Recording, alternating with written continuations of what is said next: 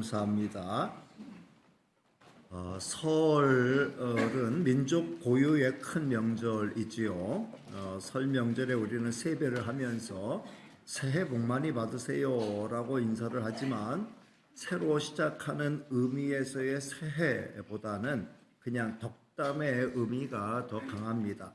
새해는 이미 1월의 시작과 함께 출발이 되었고 설은 긴 연휴와 함께 가족들의 반가운 만남이 있는 즐거운 명절로서의 의미가 더 크다고 생각이 됩니다. 멀리 떨어져 있던 가족들이 한자리에 모인다는 의미에서 설 명절은 기쁘고 즐거운 명절이 아닐 수 없습니다. 이번 설 명절에는 저희 집에 많은 가족이 모일 예정입니다. 이를 위해 아내는 대단히 분주한 나날을 보내고 있습니다. 아내만 바빠요. 저는 바쁘지 않습니다. 가장 먼저 아들 가족, 딸 가족이 함께 오고요. 그러니까 이제 우리 외손주, 또 친손주도 같이 옵니다. 기다려지죠. 그 다음 또 동생 가족들이 찾아오는데 특별히 제 바로 밑에 동생은 큰딸이 결혼해가지고 또 아이를 낳았어요. 신생아가 있어가지고 신생아 데리고 오고 또 둘째 딸이 또 이제 결혼을 앞두고 예비 사위까지 데리고 거기다 큰 개까지 데리고 8 식구가 온다고 또 오고 또 이제 막내 동생 내외가 또 오고 해가지고 이제 우리 식구들이 또 같이 모여서 예배 드리고 이제 그런 즐거운 시간을 가질 거고 또 그 다음에 명절 또 이제 그날 오후부터는 또 처가 식구들이 또 다 쳐들어와가지고 그래서 아무튼 참 아마 시끌벅적할 것 같습니다. 다행히 집이 넓어서 많은 식구를 다 수용할 수는 있습니다. 다 같이 모여 있는 건 아니고 이제 가고 오고 가고 오고 하는 거예요. 명절을 앞두고 한편으로는 피곤할 것이 걱정이 되지만 다른 한편으로는 반가운 만남이 기대됩니다. 찾아갈 고향과 집이 있다는 것이 좋고 만날 수 있는 가족이 있다는 게 얼마나 좋습니까? 그리고 명절을 맞이할 때마다 다시 생각해보는 가족이 있지요. 먼저 하늘에 계신 부모님을 비롯한 가족들입니다. 성도 여러분, 우리에게는 찾아갈 영원한 본향이 있고 영원한 집이 있습니다. 그리고 더는 이별이 없는 영원한 만남이 약속되어 있습니다. 이런 면에서 천국은 이 땅의 모든 명절의 진정한 완성이 될 겁니다. 영원한 천국에서 주님과 함께 그리고 앞서간 믿음의 조상들과 함께 만나서 드릴 천상의 예배는 얼마나 기대가 되는 예배입니까? 정말 그걸 생각하면은 정말 기다려지지요. 반면에 명절이 되어도 찾아갈 고향이 없고 찾아오거나 찾아갈 가족이 없는 경우라면 더없이 쓸쓸한 명절이 될 것입니다. 그런 경우라면 쓸쓸하게만 보내지 마시고 충분한 쉼을 갖고 조용히 자기를 살피고 앞날을 계획하는 기회로 삼으면 좋을 것입니다. 만약에 제가 그런 경우라면 조용한 시간을 이용하여 음악 감상과 독서를 통해서 그 외로움을 이겨나가지 않을까 이런 생각을 해봅니다. 모쪼록 이번 설 명절이 모두에게 유익한 명절이 되길 기도합니다. 명절 이후 다음 주일 예배 시간에 만날 때 더욱 건강하고 환한 얼굴로 마주할 수 있기를 바랍니다. 이미 새해가 시작된 지 오래되었지만 설을 맞이하여 여러분 모두에게 새해 복 많이 받으시기를 주님의 이름으로 축복합니다. 이제까지 살펴본 히브리서 1장부터 4장까지의 말씀을 요약하면 이런 거지요. 우주 만물의 창조자, 우리의 구원자이신 예수님은 또한 우리의 자비하고 신실한 대제사장이다. 이 대제사장 예수님 지난 시간에 살펴본 바는 정말 우리의 모든 아픔을 아주 살깊게 느껴주시고 참 우리를 긍휼히 여겨주시고 불쌍히 여겨주시는 그런 자애로운 대제사장이시다라는 거죠. 우리는 그 주님의 은혜를 힘입어 이 땅을 살다가 장차 영원한 안식의 세계에 이를 것이니 아무런 두려움 없이 이 믿음 가지고 정말 끝까지 이 땅에서 믿음 생활 잘하면서 믿음의 정진을 거듭하고 예수님 닮아가고 예수님 쫓아가자는 이런 말씀을 하고 있습니다. 오늘 말씀의 핵심은 예수님은 구약의 그 어떤 대제사장들보다 훨씬 더 뛰어나신 분이다라고 하는 걸 설명하고 있습니다. 구약의 대제사장은 아무나 될 수 없죠. 되고 싶다고 될 수 있는 게 아니고 노력한다고 되는 것도 아닙니다. 자격증이 있는 것도 아니에요. 구약의 대제사장 제도는 혈통을 통해서 물려 내려가는 것이었죠. 하나님이 가장 먼저 대제사장으로 세우도록 허락하신 자는 모세의 형인 아론이에요. 그리고 아론의 후손들이 대제사장이 되었던 것이죠. 대제사장이 하는 일은 하나님께 속한 일에 사람을 위해서 예물과 속죄하는 제사를 드리는 일을 했죠. 자, 1절 말씀 같이 읽겠습니다. 시작. 대제사장마다 사람 가운데서 택한 자이므로 하나님께 속한 일에 사람을 위하여 예물과 속죄하는 제사를 드리게 하나니. 그러니까 대제사장이 하는 특별한 임무가 있지요. 히브리 달력으로 7월 10일 이룬 대속죄일이에요. 이 대속죄일 날 대제사장은 짐승의 피를 앞세우고 지성소에 들어가는 거예요. 아니, 사람이 지성소에 들어갈 수 있는 것은 1년에 단 한 차례 오직 대제사장에게만 허락된 일이죠. 지성소 안에는 언약궤가 있고 언약궤 뚜껑 위에는 구룹이라고 하는 두 천사가 날개를 펴고 있는데 그 두 천사의 날개가 맞닿아 있는 그 가운데 자리가 바로 하나님의 임재하심이 상징이 되는 속죄소가 있습니다. 속죄소는 하나님이 은혜를 베푸시는 자리다라는 의미에서 시은좌라고도 칭하였습니다. 대속죄일의 대제사장은 거기에 피를 바르고 언약궤에 있는 네 구퉁이에 있는 뿔들의 피를 바르고 바닥에 피를 뿌리고 쏟았어요. 이곳으로 백성의 죄와 자기의 죄를 속하는 속죄의 제사를 드리는 거죠. 그런데 아무리 훌륭한 대제사장이라 하여도 한 가지 분명한 사실이 있죠. 그것은 그 어떤 대제사장도 사람 가운데서 택한 자라는 거죠. 그렇게 그는 절대로 교만하면 안 되었습니다. 사람을 가려서도 안 되었죠. 2절 말씀을 같이 읽겠습니다. 시작. 그가 무식하고 미혹된 자를 능히 용납할 수 있는 것은 자기도 연약에 휩싸여 있음이라. 대제사장은 모든 백성의 죄를 위해 지성소에서 속죄의 제사를 드려야 하는 거예요. 그 모든 백성 가운데는 성결하게 살려고 무던히 애를 쓰는 사람들도 있겠지만 무식하고 미혹된 자들도 포함되어 있는 거예요. 대제사장은 나는 성결하게 살려고 거룩하게 살려 애쓰는 사람을 위해서는 속죄제사를 드리지만 무식하고 미혹된 자들을 위해서는 속죄제사를 드릴 수 없다. 그럴 수 없는 거예요. 아무리 연약하고 부족한 사람이라도 그 사람들 위해서 모두의 죄를 끌어안고 하나님 앞에 나가 그리고 자기의 죄를 포함하여 속죄제사를 드려야만 했던 거죠. 왜냐하면 자기도 연약한 인간이었기 때문입니다. 사실 모든 인간은 다 연약한 존재들이죠. 마음도 연약하고 몸도 연약하고 능력도 연약하고 무엇보다 죄에 대해서 연약한 것이 우리 인간들이라고 말할 수 있습니다. 대제사장은 완벽한 자가 아니에요. 보통 사람과 똑같은 죄인 중에 하나입니다. 그래서 그는 백성을 위하여 속죄제를 드리는 동시에 자기의 죄를 포함하여 속죄제를 드려야만 했죠. 자, 3절 말씀을 같이 읽습니다. 시작. 그러므로 백성을 위하여 속죄제를 드린과 같이 또한 자기를 위하여도 드리는 것이 마땅하니라. 그러나 아무리 그렇더라도 이 대제사장 직분은 그 자체로 대단히 존귀한 직분이었다라는 데는 이유가 있을 수 없습니다. 4절 말씀을 같이 읽습니다. 시작. 이 존귀는 아무도 스스로 취하지 못하고 오직 아론과 같이 하나님의 부르심을 받은 자라야 할 것이니라. 아멘. 대제사장은 그래서 가장 화려한 예복, 일반 제사장들이 입는 예복보다 레위인들이 입는 예복보다 훨씬 화려한 예복을 입었어요.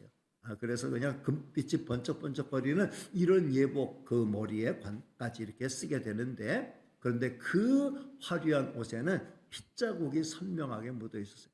왜냐하면 이 거룩한 대제사장의 옷을 만들고 난 다음에 이 옷을 거룩하게 해서 짐승의 피를 거기다 뿌렸기 때문에 화려한 옷이지만 핏자국이 여기저기 묻어 있는 그런 옷이 대제사장의 거룩한 옷이었다는 거죠. 저는 이쯤에서 한번 짚고 넘어가기를 원합니다. 이 시대의 목사의 위치와 역할은 무엇일까?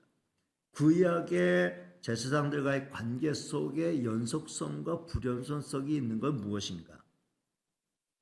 연속성이 있다고 하면 예배의 인도자, 예배의 인도자라는 측면에서 보면 이 시대 목사는 제사장의 역할을 띠고 있다고도 볼 수 있죠. 왜냐하면 성도들과 함께 하나님 앞에 거룩한 예배의 자리로 나가는데 인도자로서 나감에 있어서 당시 제사를 이끌던 제사장의 그 역할을 어느 정도 부여받아서 감당하고 있다, 이렇게 볼 수 있습니다. 그러나 말씀의 설교자라는 측면에서 본다면 이 시대의 목사는 선지자의 역할을 띠고 있다고 볼 수 있죠. 그러나 제사장이라고 해서 백성들에게 하나님의 말씀을 가르치지 않은 건 아니에요. 제사장들도 계속 하나님의 율법의 말씀을 가르치고 율법대로 제사드리고 율법대로 살 것을 가르쳐야만 했죠. 이런 측면에서 이 시대 목사가 제사장의 역할을 하고 있다는 것은 어느 정도 인정할 수 있을 것 같습니다.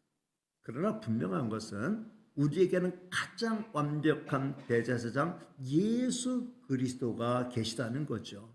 하나님과 우리 사이에 중보자가 되는 분은 오직 예수 그리스도 한 분밖에 없는 줄로 믿습니다. 구약의 제사제도 자체가 예수님의 십자가의 제사로 완성이 되고 폐기가 됐어요. 그러니까 구약의 제사제도로서 제사를 드리는 그 제사장은 이미 없어진 것이고 예수님이 그 직임을 지금 홀로 감당하고 계시다라는 거죠. 다만 구약의 이 제사장 제도에서 이 시대 목사가 배워야 되는 가장 기본적인 자세는 성도의 연약함을 감싸는 자세를 가져야 한다는 거죠. 대제사장은 대단히 존귀한 자였지만 자기도 연약에 휩싸인 자였다. 연약에 휩싸였다. 이렇게 표현하고 있는 것은 그도 심히 연약한 인간 중에 인간이라는 거죠. 목사도 그렇습니다. 목사의 직분이 대단히 귀한 직분이지만 그러나 내가 얼마나 부족하고 연약한 사람인가를 목사는 항상 인식하고 살아요.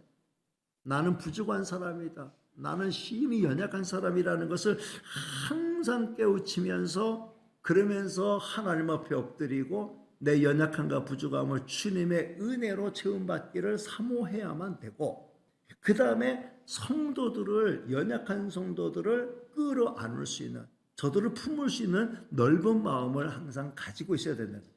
항상 가르치고 그 다음에 꾸중하고 책망하고 하는 그 자세가 아니라 항상 겸손한 자세로 엎드려서 하나님의 은혜를 구하고 성도를 대하는 자세를 가져야만 한다라고 하는 것을 배울 수 있습니다. 근데 오늘 우리의 대제사장인 예수님은 이런 구약의 제사장들과는 차원이 다른 아론의 반차를 따른 아론의 후손으로서의 제사장이 아니고 멜기세덱의 반차를 따른 신령한 대제사장으로 이 땅에 오셨다. 이걸 중점적으로 말씀하고 있습니다.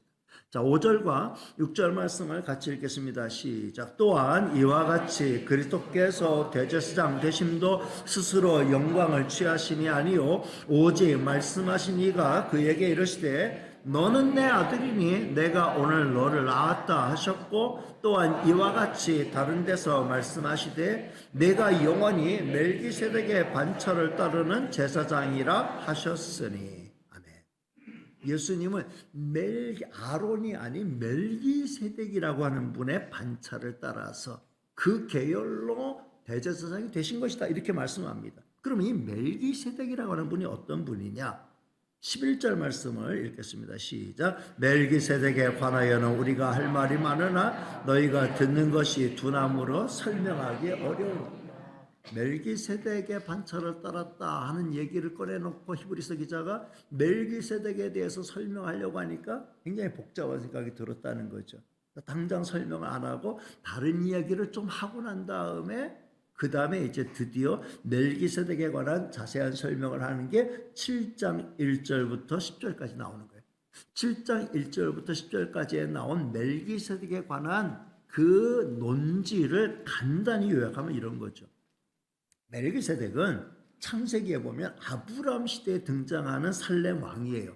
근데 살렘 왕이면서 지극히 높으신 하나님의 제사장이에요.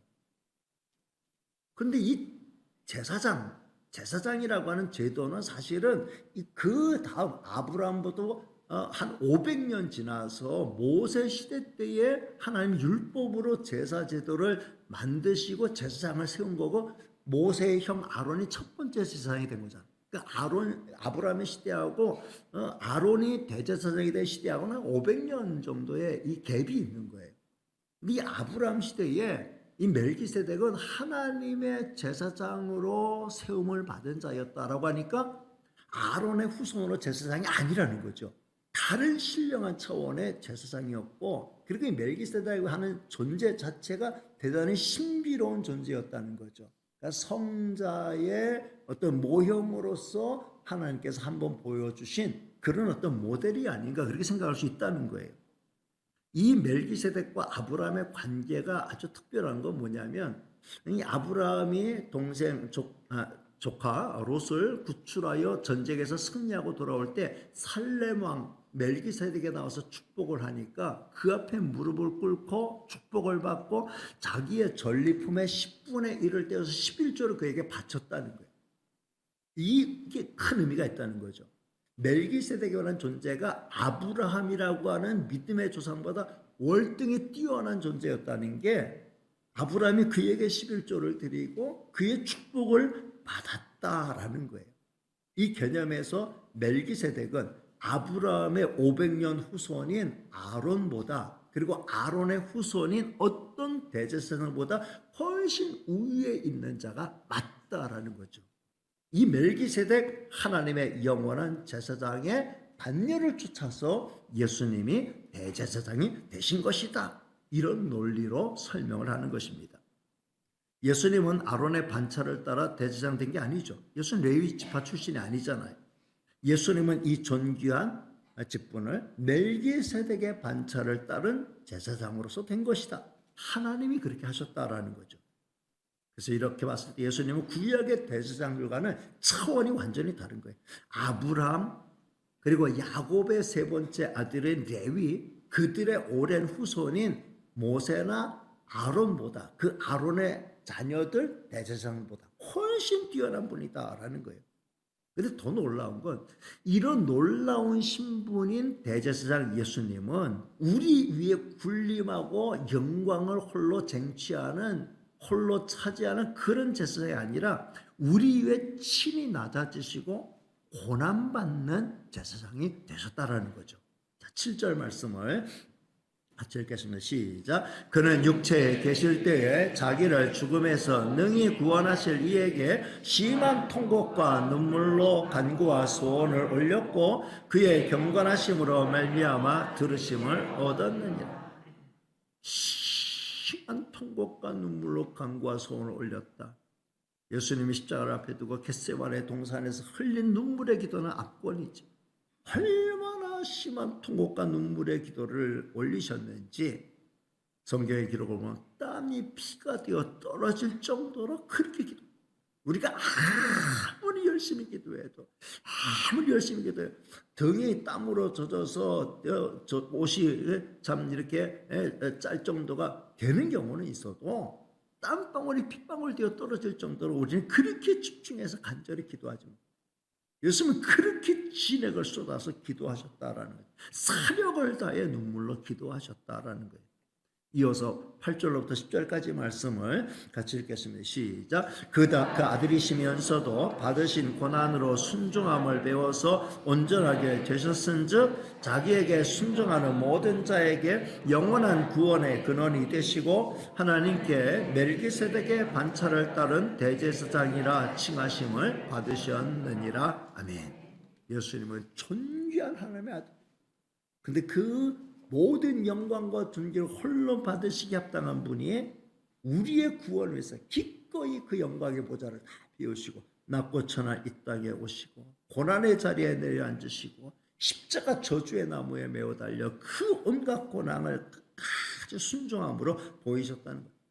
예수님이 받으신 고난은 말로 형용할 수 없는 고난이었어요. 멸시와 천대, 비난, 비방, 온갖 조롱을 그 한 몸에 감당하시고 끝까지 순종하심으로 말미암아 우리에게 영원한 구원의 근원을 제공하여 주신 줄로 믿습니다. 예수님은 우리의 영원한 구원의 근원이에요. 오직 예수님을 통해서 우리는 든든한 구원을 얻게 된 것인 줄로 믿습니다. 예수님의 보혈은 너무 값이 있어서 우리에게 넉넉한 구원을 선물로 제공할 뿐만 아니라 그 은혜와 은총 속에 하나님의 자녀로서의 권세와 영광을 누릴 수 있도록 우리를 끝까지 책임지시고 이끌어가게 되는 것인 줄로 믿습니다.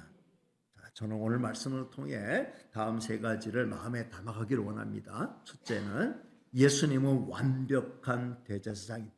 따라합니다. 예수님은 완벽한 대제사장입니다. 예수님은 아론의 반차가 아닌 무슨 반차? 멜기세덱의 반차를 따른 대제사장. 구약의 어떤 위대한 인물과도 비교가 안 돼요. 이렇게 위대한 대제사장이 모든 것 내려놓으시고 우리를 위해 눈물로 기도하시고 모든 고난을 감당하시고 우리에게 영원한 구원을 제공해 주셨습니다. 우리는 이 예수님으로 아무도 빼앗아갈 수 없고 아무도 흔들 수 없는 영원한 구원을 선물로 받은 자들인 줄로 믿습니다. 그리고 앞으로도 계속해서 살펴보겠지만 우리의 대제사장 예수님은 이 십자가의 보혈을 통하여서 하나님의 은혜로운 보좌 앞으로 직행할 수 있는, 누구를 통해서 하나님의 보좌 앞으로 나가는 게 아니라 하나님의 보좌 앞에 예수님의 보혈을 힘입어 직행할 수 있는 길, 은혜의 길을, 새로운 살 길을 활짝 열어놓으신 줄로 믿습니다. 지금도 우리를 위해서 기도하고 계시다, 이렇게 말씀하고 있습니다. 예수님이 지금도 연약한 우리를 위해서, 연약에 휩싸인 우리를 위해서 지금도 우리 주님이 부족한 우리를 위해서 기도하고 우리를 붙들고 계시는 줄로 믿습니다. 나는 부족한 우리는 나를 위해서 기도하는 참 뜨거운 분이 계시다 하는 사실, 이 사실을 잊지 말아야 할 것입니다. 그리고 눈동자가 치유를 보살피고 때를 따라 돕는 은혜를 베풀어 주시는 거예요. 예수님은 완벽한 대제사장이죠. 근데 그 대제사장 예수님은 두 번째, 나를 위한 안성맞춤 대제사장이시라는 거죠. 예수님은 나를 위한 안성맞춤 대제사장이죠. 나를 위한 대제사장이시다. 이게 정말 중요해요. 아무리 예수님이 훌륭하고 아무리 예수님이 존귀한 분이라 할지라도, 능력 많고 사랑 많은 분이라 할지라도, 그것이 나를 향한 것이 아니라고 하면, 나를 위한 것이 아니라고 하면은 그건 그림의 떡이죠. 근데 그 예수님은, 이 존귀한 예수님이, 이 은혜로운 예수님이 바로 나를 위하고 나를 도와주시는, 나를 책임지시는, 나를 위한 안성맞춤의 대제사장 되신다라는 겁니다. 대체불가예요. 예수님은 우리를 위한 영원한 은정보장, 영원한 은혜의 보장, 영원한 생명의 보장, 영원한 천국의 보장이 되시는 줄로 믿습니다. 그런 예수님을 날마다 가슴에 모시고 살아가는 저와 여러분 되시기를 바랍니다. 이 주님은 생각하면 생각할수록 은혜가 되고 묵상하면 묵상할수록 은혜가 되는 분이에요. 그러니 날마다 주님의 은혜를 묵상하고 예수님을 마음에 품고 모시고 살아가는 저와 여러분이 되셔야 할 줄로 믿습니다. 그리고 우리가 꿈꾸는 것은 이 주님이 계신 곳, 이 주님이 계신 곳, 그곳에서 내가 영원히 사, 주님이 왕이신 나라, 주님의 은혜의 다스림이 이루어지는 나라, 은혜와 영광과 기쁨과 행복이 넘치는 나라가 이 예수님 안에서 이루어지는 것이다. 내가 이 땅에서 예수님을 모시고 살면서 이 은혜를 누리고 장차 영원한 영광의 나라가 완성될 때 그 주님의 그 은혜로운 다스림 안에 우리가 다 들어가게 되고, 그리고 앞서간 성도들, 우리 부모님들 다 같이 만나서 영광의 예배를 드리는 날이 우리에게 약속되어 있는 줄로 믿습니다. 명절에 우리가 고향을 찾아서 부모, 형제를 만나듯이 우리가 마지막 우리 주님이 예비하신 진정한 명절, 저 천국에서 천국 잔치가 벌어질 때 정말 앞서갔던 모든 믿음의 선조들과 함께, 그리고 내 친한 믿음의 동역자들과 함께, 친구들과 함께, 앞서간 성도들과 함께 반가운 만남을 맞이하게 될 줄로 믿습니다. 저는 우리 아내가 제 애완견 13년 이상 키웠던 애완견 구름이를 안락사시키고 난 다음에 한동안 굉장히 아주 구름아 하면서 울고, 날 자기를 좀 위로해달래, 어떤 식으로 위로해줄까 하다가 제가 그런 생각을 해봤어요. 천국이 어떤 곳이냐, 천국에는 사자가 어린 양과 뛰논다 그랬어요. 독사굴에 어린이가 손 놓고 장난쳐도 물지 않는 곳이라 그랬어요. 그러면 구름이가 등장하지 않을 이유도 없다. 어느 날 우리 식구들이 모여있는데 구름이가 막 뛰어들어와서 우리 품에 안기는 그런 것도 한번 생각해 볼 수 있지 않을까. 성경에는 없지만 생각을 해볼 수 있겠다. 사자들과 어린 양이 뛰어놀고 독사굴에 어린이가 손 넣어서 장난치지 않으면 강아지들도 뛰노는 그런 세상이지 않을까. 자, 우리가 사랑하는 그런 강아지를 또 다시 만날 수도 있지 않겠네. 강아지도 죽어서 천국 간다 이 얘기하는 게 아니고 우리 주님이 이루실 새하늘과 새 땅에 모든 만물이 새롭게 될 때 정말 영광스러운 만남의 때가 있지 않을까. 그것을 꿈꾸며 기대할 수 있다라는 것이죠. 마지막 세 번째, 우리는 예수님처럼 시대적 사명을 감당하는 제사장이 되어야 합니다. 따라합니다. 우리는 예수님처럼 시대적 사명을 감당하는 제사장이 되어야 합니다. 성경은 우리 모두 왕과 같은 제사장들이라고 말씀해 주셨어요. 얼마나 놀라운 일입니까? 하나님이 그렇게 우리를 세우시고 우리를 그렇게 인정하신다고 하면 하나님의 말씀이 맞는 거예요. 그렇다면 우리는 이 시대 가운데 제사장으로서 합당한 역할과 책임을 감당해야 돼. 우리도 예수님처럼 연약한 자를 품어야 돼. 이 시대의 연약한 자들을 교회가 품지 않으면 누가 품을 수 있겠어요? 교회는 문턱이 아주 낮아야 돼. 누구나 넘어올 수 있고 누구나 들어올 수 있는 곳이 되어야 돼. 교회는 누구나 들어와서 주의 품에 안길 수 있도록 문을 활짝 열고 사랑과 친절로서 대우할 수 있어야 된다라는 거죠. 그리고 우리는 예수님을 닮아 눈물로 기도해야 돼. 눈물로 기도해야 돼.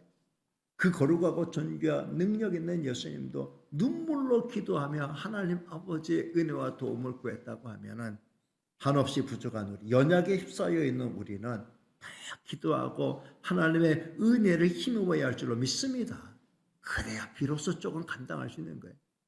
주님의 은혜와 능력이 아니고서는 내가 어떻게 주님의 마음을 품고 주님의 손과 발의 역할을 감당할 수 있겠어요? 그냥 내가 나로서 나라는 존재로서 이건 불가능한 일이에요. 우리 하나님의 은혜를 힘입을 때 성령의 은혜와 능력이 내 가슴을 채우고 내 심령을 채우고 그리고 나의 존재 전체 속에 가득 채워질 때 내 마음이 주님의 마음이 되고 내 손과 발이 주님의 손과 발이 되고 주의 뜻을 어느 정도 감당할 수 있는 도구로 쓰임받게 될 줄로 믿습니다. 그래 늘 기도하고 눈물을 흘리고 하나님의 은혜 앞에 엎드려야 된다는 거죠. 그리고 다른 사람을 위해서 눈물로 기도하고 특별히 이제 저들을 주님 앞으로 인도할 수 있기 위해서 복음 전하고 그리스도 사랑을 전하는 일을 감당해야 된다는 거예요. 특별히 이런 명절을 맞이할 때 우리 가족들 가운데 아직도 믿음의 길에 들어서지 못한 그런 가족들이 있다고. 지난 우리 3일 기도회 때 뜨겁게 기도했던 기도 가운데 하나가 제사장이 예배상으로 바뀌게 해달라. 참 우리나라 처음 복음이 들어올 때 전체 모든 가정이 다 제사상이 있었어요. 지금은 다 예배상으로 계속 뒤집어지고 있어요. 판이 뒤집어지고 있어요. 계속 뒤집어지고. 그러나 아직도 뒤집혀지지 않은 가정들이 많이 있어요. 하나님의 은혜의 역사 가운데 계속 뒤집어질 줄로 믿습니다. 또 예배상이 아니고 제사상이 있는 가정들 그 제사상이 예배상으로 뒤집어지고 예배상으로 바뀌어지는 이런 역사가 일어나길 위해서 우리 성도들은 더 열심히 기도하고 사랑하는 가족들에게 본이 되고 그리스도의 사랑으로 희생하며 섬기는 그런 역할과 책임을 감당해야 할 줄로 믿습니다. 아직도 목자 없는 양으로 헤매는 가련한 영혼들 끝까지 품고 저들의 영혼을 위해 기도하고 저들을 주님 앞으로 인도하는 이것이 우리가 감당해야 될 이 시대의 제사장의 모습인 줄로 믿습니다. 어쩌록 나의 안성맞춤이신 대제사장 예수님을 날마다 생각하면서 날마다 주님을 더 많이 닮아가고 주님의 뜻을 이루어드리기 위해서 더 분발하며 나가는 저와 여러분 다 되시기를 주님의 이름으로 축복합니다. 기도하겠습니다.